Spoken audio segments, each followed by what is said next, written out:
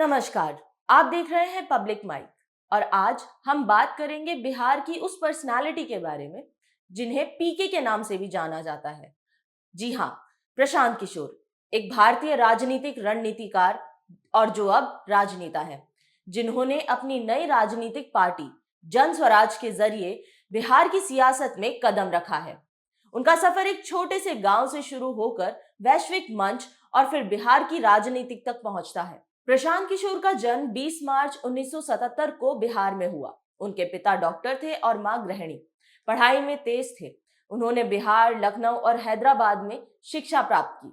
इसके बाद उन्होंने अमेरिका में संयुक्त राष्ट्र में 8 साल तक पब्लिक हेल्थ के क्षेत्र में काम किया। 2011 में उनकी मुलाकात गुजरात के तत्कालीन मुख्यमंत्री नरेंद्र मोदी से हुई, जिसके बाद उन्होंने राजनीतिक रणनीति के क्षेत्र में कदम रखा। 2014 के लोकसभा चुनाव में प्रशांत ने नरेंद्र मोदी और बीजेपी के लिए काम किया। उन्होंने सिटीजन फॉर अकाउंटेबल गवर्नेंस बनाया और चाय पे चर्चा जैसे अभियानों के जरिए बीजेपी की जीत में अहम भूमिका निभाई। इसके बाद उन्होंने 2015 में बिहार में नीतीश कुमार के लिए जेडीयू आरजेडी कांग्रेस गठबंधन की जीत में योगदान दिया। पंजाब में कैप्टन अमरिंदर सिंह, आंध्र प्रदेश में जगमोहन रेड्डी, दिल्ली में अरविंद केजरीवाल और पश्चिम बंगाल में ममता बनर्जी के लिए उनकी रणनीतियों ने सफलता हासिल की। हालांकि प्रशांत ने रणनीतिकार की भूमिका से आगे बढ़कर 2022 में जन स्वराज अभियान शुरू किया, जिसे 2 अक्टूबर 2024 को उन्होंने एक राजनीतिक पार्टी में बदल दिया। इस पार्टी का चुनाव चिन्ह स्कूल बैग है, जो शिक्षा और विकास का प्रतीक है।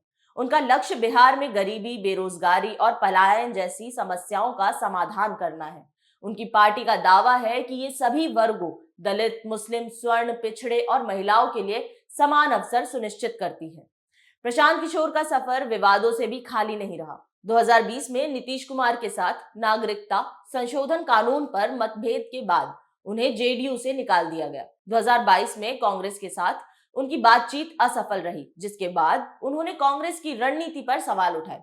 कुछ लोग उनकी रणनीतियों को जातिगत वोट जुटाने का प्रयास मानते हैं, जबकि 2024 में बीपीएससी परीक्षा में पारदर्शिता की मांग को लेकर उनका आंदोलन कुछ लोगों ने राजनीतिक ड्रामा करार दिया। 2024 के बिहार विधानसभा उपचुनाव में प्रशांत किशोर ने अपनी पार्टी से 4 उम्मीदवारों को उतारा था, लेकिन जीत हासिल नहीं हो पाई। प्रशांत स्वयं उम्मीदवार नहीं थे। अब 2025 के बिहार विधानसभा चुनाव के लिए उनकी पार्टी कम से कम 40 महिलाओं और 40 मुस्लिम उम्मीदवारों को उतारने की योजना बना रही है।